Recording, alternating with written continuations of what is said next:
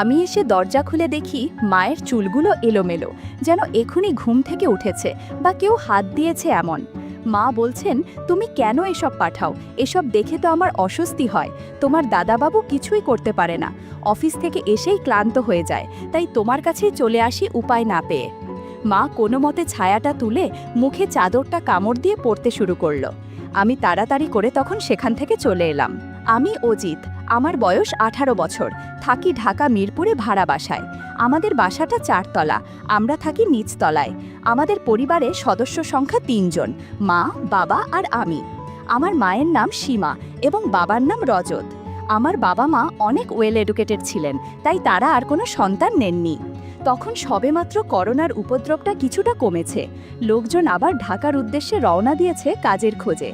আমাদের দ্বিতীয় তলায় একটি ফ্ল্যাট খালি ছিল, সেখানেও একটা পরিবার উঠল। তাদের পরিবারে সদস্য সংখ্যা ছিল 3 জন, মা, মেয়ে ও মেয়ের বাবা। উনার নাম রহিম এবং আন্টির নাম আফরিন। আঙ্কেল ছিলেন আনুমানিক 6 ফুট লম্বা, সুঠাম দেহের অধিকারী। আন্টিও কম যান না, স্লিম ফিগার, শ্যামলা বর্ণের মহিলা। আর তাদের মেয়ে আমার থেকে 1 বছরের ছোট, নাম রিয়া। আঙ্কেল আন্টি দুজনেই চাকরি করেন। ওহ, বলতে ভুলেই গেলাম, আন্টিকে দেখে আমার একটু হিংসেই হলো। আমার মা উনার মতো স্লিম ছিল না, গায়ের রং এমনি ফর্সা, আর বাবার কথা তো বাদই দিলাম।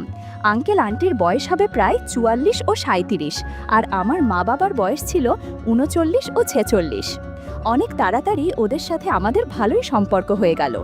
আমার তেমন কোনো বন্ধুবান্ধব ছিল না, যার ফলে আমি প্রায় সারা দিনই বাসায় বসে কম্পিউটারে গেমস খেলতাম। আর মাঝে মাঝে রিয়া আসতো, ওকে নিয়ে মুভি দেখতাম, গান শুনতাম। একদিন আমি সোফায় বসে নাস্তা করছিলাম, আর মা দরজার সামনে বসে ঘর ঝাড়ু দিচ্ছিল। আঙ্কেল অফিসে যাওয়ার জন্য নেমে আসলেন দোতলা থেকে। আমি লক্ষ্য করলাম রহিম আঙ্কেল কলাপস গেট খুলতে খুলতে মায়ের দিকে তাকিয়ে আছেন। মা বাইরের দিকে মুখ করে বসে কাজ করছিলেন। আমি দেখলাম আঙ্কেল গেট না লাগিয়ে মায়ের তাইকে তাকিয়ে আছেন। আমার কানে হেডফোন লাগানো ছিল।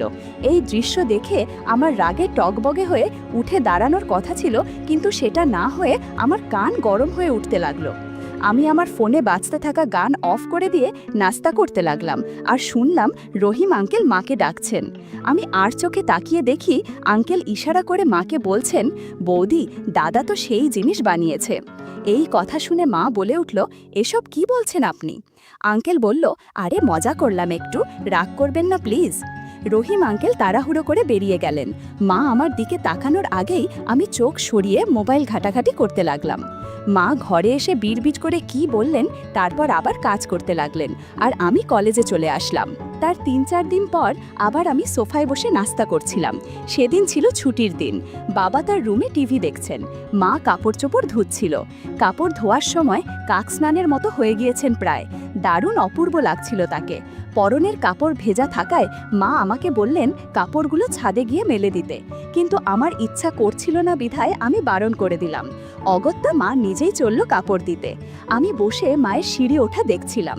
মা ওপরে ওঠার সময় খেয়াল করলাম আঙ্কেলদের বাসার দরজা খোলা, আর মা ওঠার ঠিক পরেই আঙ্কেল তাড়াহুড়ো করে ওপরে উঠে গেলেন। আমার তো দেখে সন্দেহ হলো, তাই আমি আর বসে না থেকে আমিও উঠতে লাগলাম ছাদের উদ্দেশ্যে। ছাদের ঠিক নিচের সিঁড়িতে গিয়ে দরজার ফাঁক দিয়ে যা দেখলাম সেটা দেখার জন্য আমি প্রস্তুত ছিলাম না। আঙ্কেল মায়ের কাছে গিয়ে কিছু বলছেন, কিন্তু আমি ভালো করে শুনতে পেলাম না, তবে মায়ের কথা ভালোভাবেই শোনা যাচ্ছিল। মা বলল, ইস, কি যাতা বলছেন আপনি, ছাড়ুন আমায়, কেউ দেখে ফেলবে। আঙ্কেল বলল, আরে কেউ দেখবে না, তুমি আমার দেখা অপরূপ সুন্দরী নারী, তোমার মতো এত সুন্দরী আমি আগে দেখিনি। মা শুনে লজ্জা পেলেও খুশি হলেন এত তারিফ শুনে, আর বললেন, ইস, কি যে বলেন না আপনি, আমার থেকেও আপনার বউ অনেক সুন্দরী। আঙ্কেল বলল, ধুর, ও এত সুন্দর না। এসব বলে আঙ্কেল কিছু করতে যাবে এমন সময় মা একটা চড় মেরে বলল, এত বড় সাহস কি করে হয় আপনার? আজকে পুরো বাসায় জানাবো আপনার কীর্তিকাণ্ড। আঙ্কেল মায়ের কাছে অনুনয় বিনয় করে বলল, আমাকে মাফ করে দিন বৌদি, ভুল হয়েছে আমার, কাউকে জানাবেন না প্লিজ। এ বলে চলে আসতে সিঁড়ির দিকে আসতে লাগলেন, আর আমি তাড়াতাড়ি করে নিচে নেমে আসলাম। আমি মনে মনে ভাবছি আজকে তুলকালাম কাণ্ড হবে, মা আজকে এদের বাসা ছাড়া করবে। কিন্তু মা নিচে এসে কারো সাথে এই ব্যাপারে কোনো কথাই বলল না। তার মুখখানা দেখে মনে হলো যেন কিছু হয়নি এতক্ষণ ছাদে। তারপর কেটে গেল সপ্তাহখানেক। দুপুরবেলা আমি আমার রুমের দরজা বন্ধ করে বারান্দায় এসে সিগারেট টানছি, আর তখনই বাসার কলিং বেল বেজে উঠল। আমি সিগারেট টানছি বিধায় আমি চুপচাপ বারান্দায় দাঁড়িয়ে রইলাম। মা দরজা খুলে দিতেই সেই দ্বিতীয় তলার আঙ্কেলের গলা শুনতে পেলাম। আমি ভাবছিলাম এ আবার কেন আসলো। পরক্ষণেই দরজা লাগানোর শব্দ শুনতে পেলাম। মাকে সে দরজা লাগিয়ে দিয়েই আবার কিছু একটা করার ফন্দি আঁটল, কিন্তু মা তাতে সায় দিল না। আমার রুমের পাশেই ছিল বাবা মায়ের রুম। বারান্দা থেকে তাদের রুমের কিছুটা অংশ দেখা যায়, তাতে মায়ের ড্রেসিং টেবিলটা দেখা যায়। আর সেখানে দেখছি আঙ্কেল আবার মাকে পিছন থেকে জড়িয়ে ধরেছে, কিন্তু মা ওনাকে আর সেদিন ছাদের মতো বাধা দিলেন না, কিন্তু কি যেন একটা বললেন, আর তখন ছেড়ে দিয়ে মা আমার ঘরের দিকে এসে দরজায় চাপ দিতেই দেখেন দরজা বন্ধ। তখন আর কিছু না বলে মা তার রুমে ঢুকলো, আর তার পিছন পিছন আঙ্কেল ঢুকলো। তখন মা রহিম আঙ্কেলকে বললেন, আরে আপনি তো দেখছি নাছর বান্দা, আচ্ছা ছাড়ুন, আপনাকে একটা জিনিস দিচ্ছি। এই বলে মা তার বাথরুমে ঢুকলো আর কিছু ছোট পোশাক নিয়ে আসলো। সেগুলো আঙ্কেলের মুখে গুজে দিয়ে বলল, এই নাও, যাও এবার, সময় হলে আমি ডাকবো তোমায়। আঙ্কেল মায়ের মুখে তুমি শুনে খুশি হলেন, বললেন, তোমার মুখে তুমি শুনে আমার খুব ভালো লাগছে। মা বলল, ইস, একটু লজ্জাও করে না বলতে তোমার, এখন যাও তো। রহিম আঙ্কেল চলে যাওয়ার পর মা আমার দরজায় এসে আমাকে ডাকাডাকি শুরু করলো। ততক্ষণে আমার সিগারেট খাওয়া শেষ। আমি এসে দরজা খুলে দেখি মায়ের চুলগুলো এলোমেলো, যেন এখুনি ঘুম থেকে উঠেছে বা কেউ হাত দিয়েছে এমন। মা চুল ঠিক করতে করতে আমাকে বলল, কি রে, এতক্ষণ কি করছিলি, আয় খাবার খেতে আয়। মা আমি বললাম, আচ্ছা যাও, আমি আসছি। হাত মুখ ধুয়ে খাবার টেবিলে গিয়ে বসি। মা খাবার বেড়ে দিচ্ছে, ঠিক সেই মুহূর্তে মায়ের হোয়াটসঅ্যাপে নোটিফিকেশন আসলো। মা আমাকে খাবার দিয়ে চলে গেল তার রুমে মোবাইল চেক করতে। এই ফাঁকে আমি তোমাদের আমাদের ঘরের বর্ণনা দিয়ে নেই। ডাইনিং টেবিল আর সোফা এক রুমেই, আর আমার রুম ও মা বাবার রুম পাশাপাশি, সেটা আগেই তোমাদের বলেছি। ডাইনিং টেবিলটা যেখানে রাখা সেখান থেকে মায়ের রুমের সম্পূর্ণ দেখা যায়, এমনকি আমি যেখানে বসে আছি সেখান থেকে মায়ের ড্রেসিং টেবিলটার মধ্য দিয়ে আমার বারান্দার কিছু অংশ দেখা যায়। তো আমি খেতে খেতে মায়ের দিকে তাকাতেই দেখি মা মোবাইল দেখছে আর মুচকি হাসি দিচ্ছে। আমার জানা মতে মায়ের তেমন কোনো বন্ধুবান্ধব নেই। শিক্ষিতা হলেও অনেক সংস্কারী ছিলেন শিক্ষাগৌহে, কখনো ছেলে বন্ধু করেননি। আর একজন বান্ধবী ছিল, কিন্তু বিয়ের পর তাদের আর এখন কারো সাথে কারোরই কোনো খোঁজ নেই। আমি খাবার শেষ করে উঠে চলে এলাম আমার রুমে। মা খাবার খেয়ে একটু বিশ্রাম নিয়ে ছাদে গেল কাপড় আনতে। আমি কলেজের একটা কাজে বন্ধুদের কল দিতে গিয়ে দেখি আমার মোবাইল ব্যালেন্স শেষ হয়ে গেছে। সে বিধায় আমি চিন্তা করলাম মায়ের মোবাইল পে থেকে রিচার্জ করে নেই। যে ভাবা সেই কাজ। মায়ের রুমে গিয়ে মায়ের মোবাইল হাতে নিতেই দেখি অনেকগুলো নোটিফিকেশন, আর প্রায়গুলোই হোয়াটসঅ্যাপ থেকে আসা। আমি তখন নোটিফিকেশনে ক্লিক করে যেই ভিতরে ঢুকেছি সেখানের বার্তালাপ দেখে তো আমার চোখ ছানা ভরা। আঙ্কেল মাকে একটু আগে মেসেজ করেছে একটা ভিডিও দিয়ে, যেটা দেখেই মা মুস্কি হাসছিল। আমি ভিডিও প্লে করে দেখি আঙ্কেল মায়ের দিয়া ছোট পোশাকের সুগন্ধ নিচ্ছে। মা আবার তাকে রিপ্লাইও করেছে, ইস কি অসভ্য তুমি, তোমার এই সব কর্মকাণ্ড দেখে তো আমি অবাক হচ্ছি, আবার ভালোও লাগছে। আমি ইনবক্স স্ক্রল করতে করতে উপরের দিকে যেতে থাকলাম। শুরুর দিকে দেখলাম আঙ্কেল মাকে অনেক বিরক্ত করেছেন, কখনো মেসেজ দিয়ে, কখনো কল বা কখনো ছবি ও ভিডিও পাঠিয়ে। মা তাকে দুবার ব্লক করেছেন, সেটা লিখেছেন তাদের কনভারসেশনে। আঙ্কেলের পাঠানো মাইসের ছবি ভিডিও দেখে মা লিখেছেন, কি যা তা বলছেন এসব, আর আপনি এসব কি ছবি পাঠিয়েছেন, লজ্জা করে না এসব পাঠাতে। আঙ্কেল লিখেছেন, তোমাকে পাওয়ার জন্যই তো এই সাধনা আমার, লজ্জা করলে কি আর পাবো তোমায়, তোমার কি একটুও ভালো লাগেনি আমার এসব ছবি। মা লিখেছেন, আপনাকে আর কতবার বলবো এসব আর পাঠাবেন না, আমার এসব দেখে ভালো লাগে না, অস্বস্তি হয়, আপনাকে ব্লক করেছি, তাতেও শুধরাবেন না।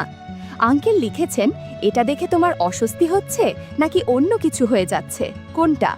মা লিখেছেন, ইস আপনি ছাড়ছেন না কেন শুনি, সেদিন আপনার নামে নালিশ করিনি বলে পার পেয়ে গেলেন তাই না, গাছে চড়ে বসছেন দেখি, আপনাকে আমি ব্লক করলাম আবার। কিন্তু এ কি, মা আবার কিছুদিন পর ব্লক খুলে দিয়েছে, আর আবার আঙ্কেলের মেসেজ আসা শুরু করেছে। এবার মা আগের মতো ধারালো কথা ব্যবহার করছে না। আঙ্কেলের ছবির নিচে প্রথমে রাগের ইমোজি থাকলেও পরে তা লাইকে পরিণত হয়, আর শেষে সেটা লাভে রূপান্তরিত হয়। আঙ্কেল মাকে তার আর আংটির কিছু ভিডিও দিত। মা এগুলো দেখে তো আর নিজেকে সামলাতে পারত না, তাই শেষমেশ রাজি হয়ে গেল। আর সেটার ফলস্বরূপ আজকে আঙ্কেল এসেছিল ঘরে। আমি মায়ের মোবাইল থেকে কিছু ছবি আর আঙ্কেল আন্টির সব ভিডিও ফরওয়ার্ড করে আমার কনভারসেশন ডিলিট করে দিয়ে মোবাইল রেখে আমার রুমে চলে আসি। আমার রুমে এসে আঙ্কেল আন্টির ভিডিও দেখতে শুরু করি। তারপর কিছুক্ষণ বিশ্রাম নেই। ঠিক সে সময় মাথায় চিন্তা এলো, মা এতক্ষণ ছাদে কি করছে? বিকাল হয়ে সন্ধে নামার উপক্রম। আমি বাসার দরজা লাগিয়ে ছাদের উদ্দেশ্যে উঠতে থাকি। ছাদে গিয়ে দেখি সেখানে মা নেই, আর কাপড়ের জায়গায় পড়ে আছে। আমার তো চিন্তা আরও বেড়ে গেল। সন্দেহের তীর গেল আঙ্কেলদের বাসার দিকে। আমি নিচে নামতেই শুনতে পাই আঙ্কেলদের ঘর থেকে কথার আওয়াজ আসছে আর হাসাহাসির শব্দ। তাদের অপর পাশের ফ্ল্যাটের লোকজন কোথাও বেড়াতে গিয়েছে হয়তো, তাই কেউ নেই আজ। আঙ্কেলদের রুমগুলো সিঁড়ির কাছেই, কিন্তু তাদের রুমগুলো এমনভাবে সেট করা যে সিঁড়ির সামনেই দরজা, আর দরজা থেকে একটু সামনে গেলেই একটা কোণে জানালা, বলাই যায় স্কুল ঘরের মতো। জানালার রুমটা আঙ্কেল আন্টির রুম, আর জানালাটা যে পাশে সেখানে বিকেল নামলেই অন্ধকার হয়ে পড়ে। লাইট চালানো ছাড়া কিছু দেখা সম্ভব নয়। তারপর আমি জানালার পাশে গিয়ে হাঁটু গেড়ে নিচু হয়ে বসি, আর ভিতরে ফ্যানের বাতাস চলছে জোরে জোরে শো শো শব্দে। তাদের কথাগুলো বাইরে বেরিয়ে আসছে, আর জানালার পর্দাগুলো নড়ছে, যেটা দিয়ে আমি ভালোভাবেই দেখতে পাচ্ছি কি হচ্ছে ভিতরে। জানালাটা আবছানো অবস্থায় আছে, মনে হয় সুযোগ হয়নি কিছু করার। আর এদিকে আমি ভিতরে যা দেখছি তাতে আমার পায়ের নিচে মাটি সরে গেছে, কান দিয়ে ধোঁয়া বেরোচ্ছে। আঙ্কেল বিছানায় বসে আছেন। মা আঙ্কেলকে বলছেন, তুমি কেন এসব পাঠাও? এসব দেখে তো আমার অস্বস্তি হয়। তোমার দাদা বাবু কিছুই করতে পারে না, অফিস থেকে এসেই ক্লান্ত হয়ে যায়, তাই তোমার কাছেই চলে আসি উপায় না পেয়ে। এসব ঘটনা দেখে আমার অবস্থা আরও খারাপ হয়ে গেল। কখন যে আমার পিছনে আন্টি দাঁড়িয়ে এসব কাণ্ডকীর্তি দেখছিলেন জানা ছিল না। আমার কলার ধরে আমাকে টেনে তুললেন, টেনে আমাকে সিঁড়ির কাছে নিয়ে এলেন। আমার অবস্থা খারাপ দেখে আমাকে ধাক্কা দিয়ে চলে যেতে ইশারা করলেন, আর নিজে ঘরের দরজা থাবড়াতে লাগলেন। আমার তো বুক ধড়পড় করা শুরু করলো। আজ কি হবে? সব শেষ। মান সম্মান আর রইল না এ পাড়াতে। আমার মাকে সবাই খারাপ হিসেবে চিনবে। এসব ভাবতে ভাবতে আমি সিঁড়ি দিয়ে নিচে নেমেও নামতে পারলাম না। সিঁড়ির মাঝখানে গিয়ে ঘটনা কোথায় যায় তা দেখতে থাকলাম। আন্টি দরজা থাপড়ানো থামিয়ে জানালার পাশে গিয়ে রহিম আঙ্কেল আর মাকে একসাথে দেখে নিজের চোখকে বিশ্বাস করতে পারলেন না। নিজেকে সামলাতে না পেরে তিনি চেঁচিয়ে ওঠেন আর বললেন, এসব কি হচ্ছে? আজ তোর একদিন কি আমার একদিন? এমন সময় আঙ্কেল ঘরের দরজা খুলে আন্টিকে ঘরে ঢুকিয়ে আবার দরজা বন্ধ করে দিলেন। আঙ্কেল বললেন, শোনো, এমন করো না লক্ষ্মীটি, বোঝার চেষ্টা করো প্লিজ। এদিকে আমি আবার ঘরের পাশের জানালায় গিয়ে চোখ রাখতেই তাদের আলাপ শুনতে পেলাম। মা তো পুরো ভয়ে নিজেকে সামলাতে না পেরে বিছানার চাদর টেনে গায়ে জড়িয়ে ঘরের এক কোণে দাঁড়িয়ে আছে আর অঝরে কান্না করছে। মা শুধু রহিম আঙ্কেলকে বলল, তুমি আমার কি সর্বনাশ করলে?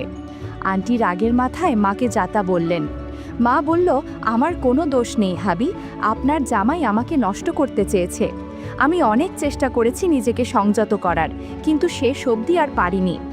আন্টি বলল, আমার জামাইকে কোনো দোষ দিবি না, আজই তোর বরকে সব বলে তোর এই কর্মকাণ্ডের কথা জানাবো।